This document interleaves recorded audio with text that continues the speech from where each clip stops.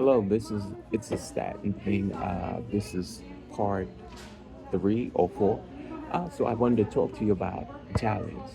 Me being Italian, a darker Italian, Italian from Italy, Sicily or Venice or well, Italy runs into Rome too. But let me not get into that. But um, what do I want to say? I want to tell you about it's a Staten thing. I'll get into it's a Brooklyn thing later and tell you about that too, and how we geographically and demographically communicate and we work together as a people. In Staten Island, my skin color, I work around different types of people as a supervisor, as a director, assistant director, and working with people, and working as a community liaison. A community liaison is a person that interacts with people in different environments, all colors and every color. So, as a community liaison and also doing work, I did DoorDash.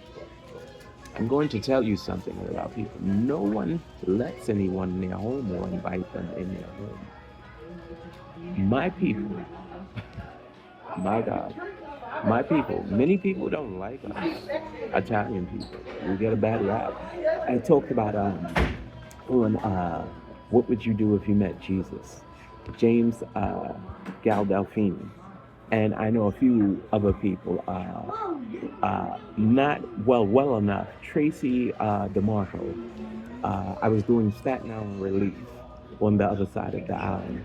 Basically, I have to do this. I don't want to do it with because you don't understand. My skin to you looks different. With Caucasian people, Italians, all type of Caucasian people, I was providing some relief for them. Cots, food, many different items.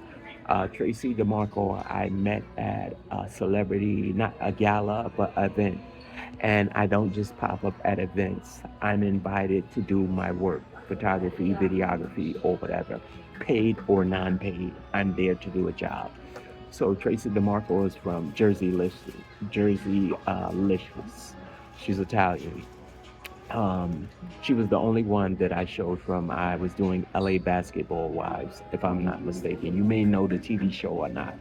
She was the only one that I put out to do a drop for me and save my name on the camera. Then that was in Manhattan. I was driving a mini or a drop top, probably a mini that day. And after that, after that, I was on Staten Island. It's a Staten thing, back to Staten Island from Manhattan. And I saw Tracy walk in, and I was out there working in a school. I forget the other side of the island. It's not the North Shore, South Shore. There's in between. It's a very, very nice school. We have nice schools all over the island, high schools. And the school is one of the biggest schools. And we had a blackout, I believe, or some type of famine or something going on. And she walked in. I don't know if that was before I met her or after I met her, but I know exactly who she is.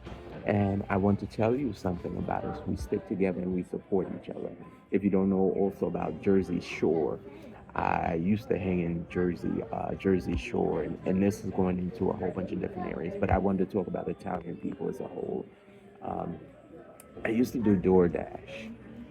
Basically, I'm the type of person I don't want you to come in contact with me because it can do things to you. Good things, not bad things, good things. So I would deliver, I would put the stuff, I would ring the bell or try to get away quick and set it down. And my people, this is around my community where I live, not far from where I live. Hey, come back. I'm trying to get away, drop the pizza, but you can get away from the house. Hey, come back. Leaves me a $20, I think a 10 or a $20 tip. Uh, Another lady, I'm in Arthur Kill. I work in Arthur Kill. I don't know if you know about Arthur Kill, but it is very nice and you can't go in people's houses. You definitely can't knock doors. So I got here, I got there, excuse me, and I knocked the door or I rung the bell. Her screen was open. You can see in the house. I have a nice place. When I say I have a nice place, my houses are nice. I have some nice places. nice, nice places. And I have to put emphasis on it to let you know I'm sort of expensive. When I looked in her house through that door, it was a nice house.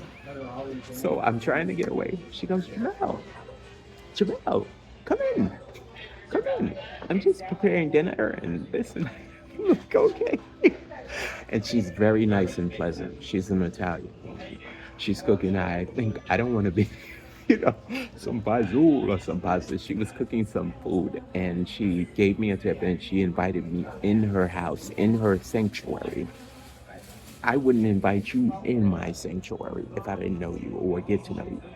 She made me feel welcome and she blessed me with an abundance of not so much money, but to show me how people actually are. I think I have one more. These are going to be on our TV show too. It's a Staten, it's a Brooklyn, and in comparison of different places and world travels I've been. Um, I have one more story. I'm a cashier at TJ Maxx at 19. I'm ringing up people quickly. I'm so fast, and I can calculate numbers in my head from doing the calculations and different things, and I'm good at math. And my wife also was a cashier when I met her, unbeknownst to me, not knowing she was going to be my wife because I was very young. And she is a mature, older woman who never looked at me like that, and I never looked at her like that. So anyway, back to Staten Island. I'm 19 and I'm a cashier ringing. I had a line of maybe 50 people and I knocked them down to about 10. So we wear vests at work.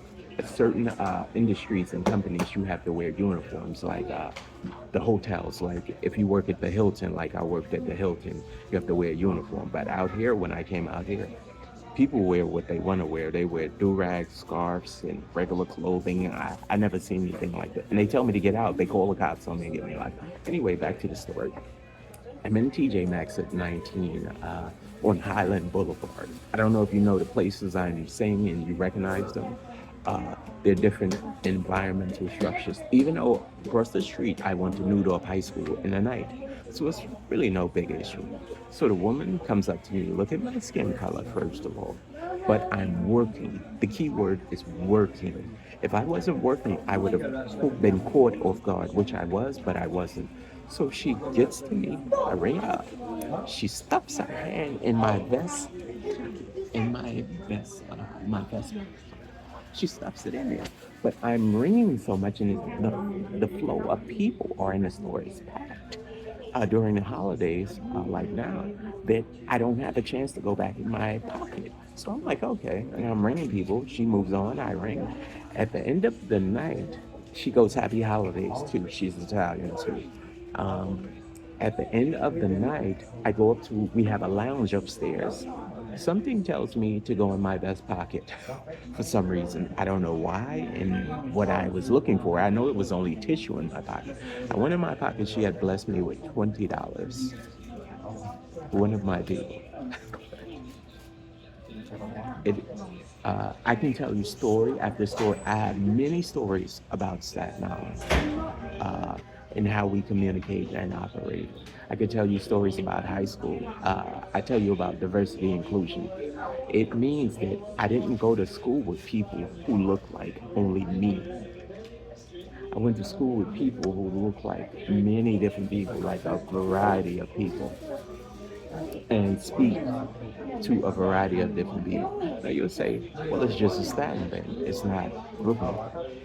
We'll get to it. It's a Brooklyn thing later on. And when I tell you about Brooklyn, you'll be like, wow, they did that in Brooklyn. You're from Brooklyn? They did that?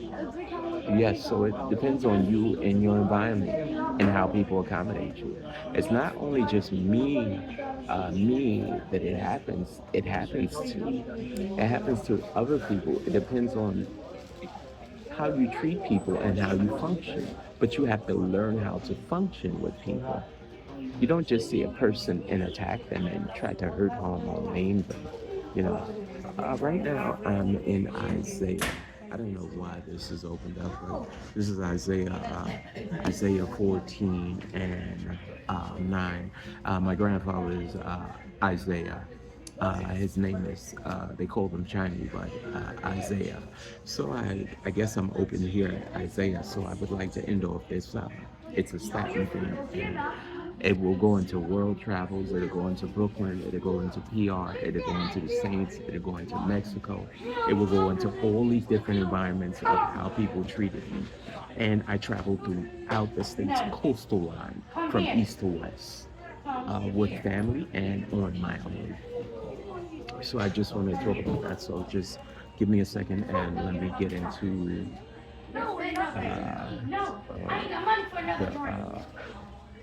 the, the word of God right quick. Give me 2 seconds. Um, we're talking about Moab. I don't want to get into Moab. Where we at? Just give me a second. Uh,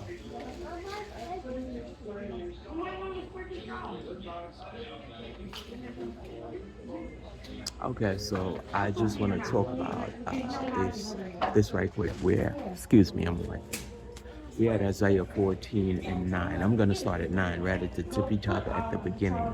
It says Isaiah 14 and 9, the realm of the dead below is all a star to meet you at your coming. It rouses the spirit of the departed to greet you. All those who were leaders in the world, it makes them rise from their thrones.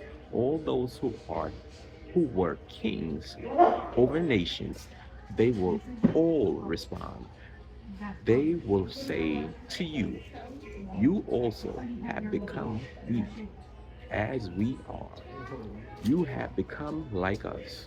All your pomp, all your pomp has been brought down to the grave, along with the noses of your harps.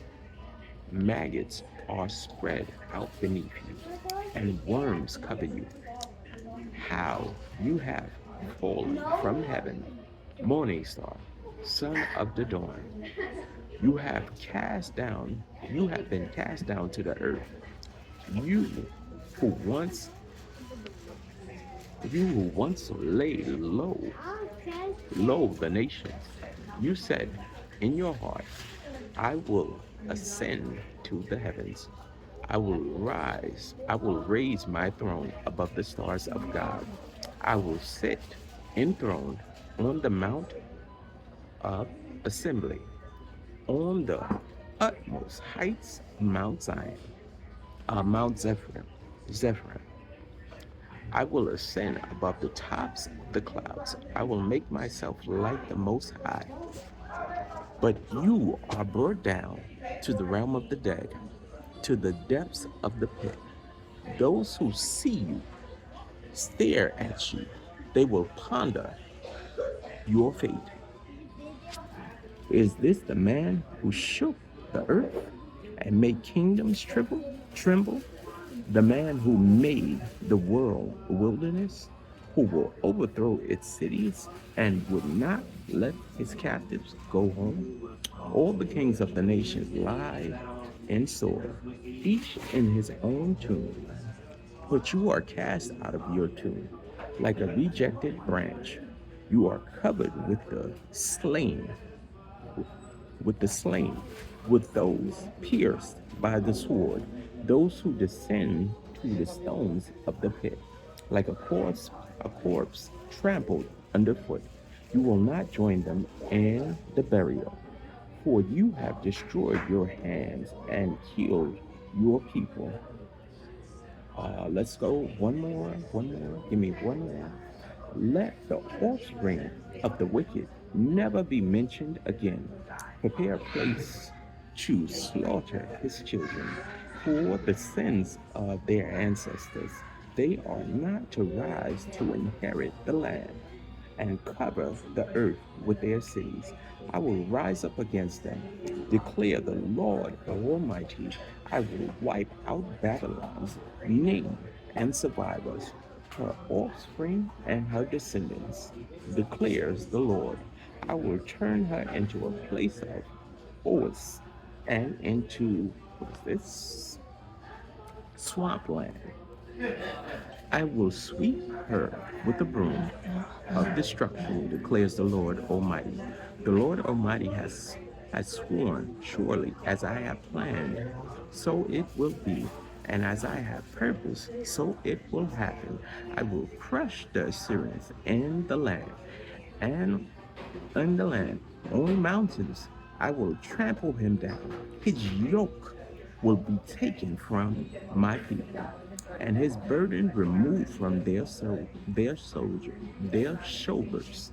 This is the plan determined for the whole world. This is the hand stretched out over all nations. For the Lord Almighty has purpose, and who can thwart him? His hand is stretched out, and who can turn him back? I think that is it. We are done and done.